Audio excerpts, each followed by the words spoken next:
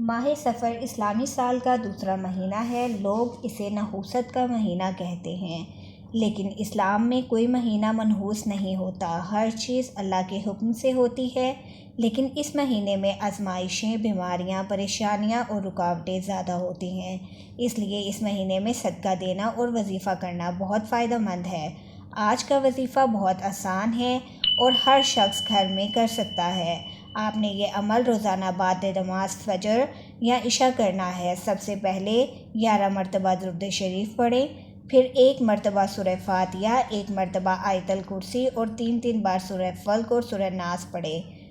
پھر دن میں کسی بھی وقت 100 مرتبہ یہ کلمہ پڑھیں، حسبنا اللہ و نعم الوکیل۔ اگر روزانہ نہ پڑھ سکیں تو کم از کم ہفتے میں 2 دن ضرور پڑھیں۔ خاص طور پر جمعرات اور پیر کو عمل کریں اور ساتھ میں صدقہ لازمی دیں۔ 1 روٹی ہو، پانی کا گلاس ہو یا تھوڑے سے پیسے، ہر ممکن طریقے سے صدقہ کریں، کیونکہ صدقہ نحوست اور بلاؤں کو دور کرتا ہے۔ اس مہینے میں کوشش کریں کہ نماز کی پابندی کریں، زیادہ سے زیادہ استغفار کریں اور یا سلام یا اللہ یا حفیظ یا رب یا ولی یا لطیف جیسے اسماء حسنہ کا ورد کریں۔ اگر کسی کو بار بار بیماری لگتی ہو، کاروبار میں رکاوٹ ہو یا دشمنوں کے شر کا خوف ہو تو یہ عمل 30 سفر تک جاری رکھیں۔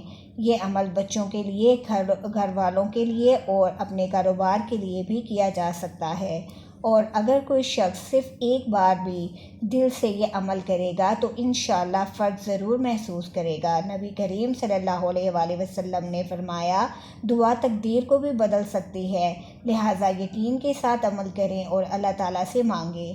اگر کوئی شخص کہتا ہے کہ میرے حالات خراب ہیں، میرے اپنے ہی خلاف ہو گئے ہیں یا ہر جگہ بندش ہو، تو وہ اس مہینے میں خاموشی سے یہ وظیفہ کرتا رہے، کسی کو نہ بتائے۔ انشاءاللہ اس کی زبان پر اثر اور عمل میں برکت آئے گی۔